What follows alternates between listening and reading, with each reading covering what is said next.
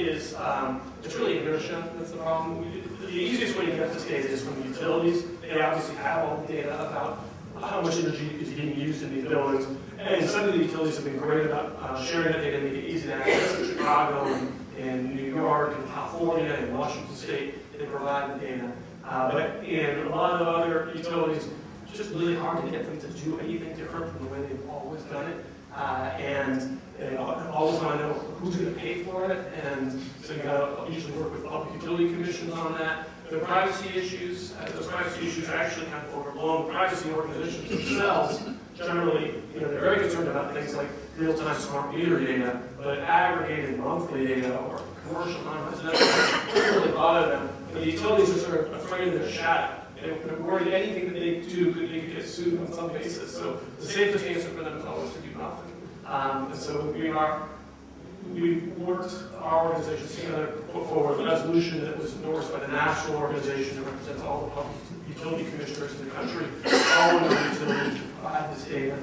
On the SAVE Act, the SAVE Act is a residential bill I mentioned in the last session that calls for energy costs to be part of the underwriting for all mortgages, so it becomes easier to finance energy efficiency retrofits to your home or buying an energy efficient home, and addresses the problem that some people don't want to invest in the energy efficiency of their home because they know that when they go to sell it, they won't get credit for that. And so, why would I put a lot of money into something that if I'm going to sell this house 3, 5, 10 years later, I'm not going to get that money back out?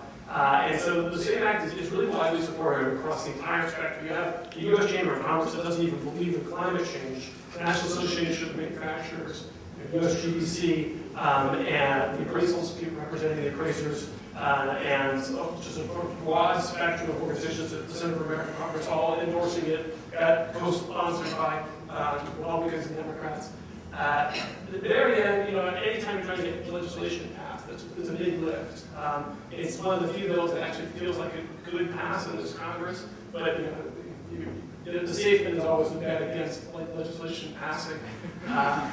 And because it's about finance, it's about making it easier to get the finance to make your home better. It's something that businesses like, environmentalists like, bankers seem to like it, appraisers like it. And it's going to create 83,000 jobs.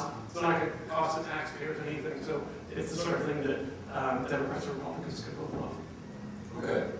Let me ask you all how you would prioritize those many different barriers that I mentioned at the outset, all of which you're familiar with, but also to do so by market segment. Let's start.